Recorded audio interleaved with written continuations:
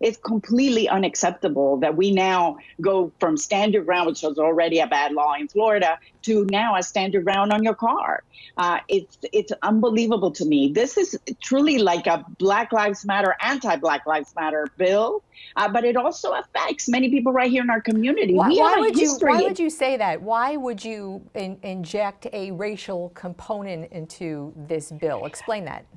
Absolutely, because this came about. They had a press conference last September. This was specifically about all of the protests that were for Black Lives Matter at a time when and we're seeing it now with the case where we were talking about George Floyd and the injustices and the fact that we have a problem in our country with racism. And you have every right to go out there and protest. That's what a freedom of government is all about. That's what our Constitution says. We have a right to do that. And like John Lewis used to call it, is good trouble. And this is part of who we are as a country. And the only reason we've moved forward is because people like Rosa Parks and others have stood up against the government. But the fact of the matter is, just look at the Black Lives Matter protests from last May and June that happened all across Florida.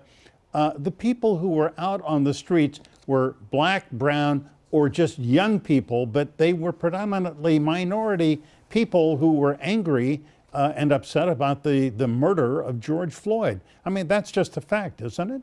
And then it was subsequently, as Senator Tadeo says, the governor came out with this proposal for this bill. Seems to be cause and effect.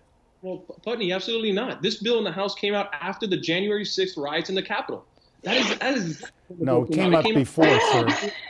There was a press conference in September that was held by the governor talking about this bill. This was not January 6th. I wish it were. I wish we would be worried and we would all be talking about those officers that perished on January 6th and how unfortunate that was. But that's not what this is about. And the fact is our entire system has been proven time and time again that it is racist. We do have a problem. And this is the discussion we should be having.